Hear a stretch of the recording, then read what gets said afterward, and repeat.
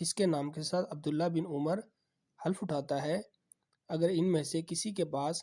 احد پہاڑ کے برابر سونا ہو اور وہ اسے خرچ بھی کر دے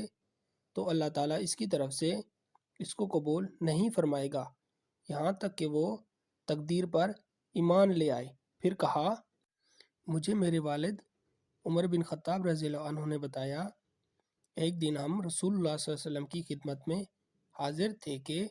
اچانک ایک شخص ہمارے سامنے نمودار ہوا۔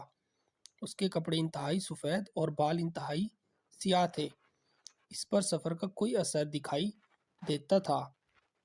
نہ ہم میں سے کوئی اسے پہچانتا تھا، حتیٰ کہ وہ آ کر نبی کریم صلی اللہ علیہ وسلم کے پاس بیٹھ گیا اور اپنے گھٹنے آپ صلی اللہ علیہ وسلم کے گھٹنوں سے ملا دیے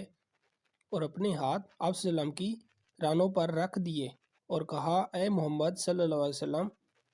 مجھے اسلام کے بارے میں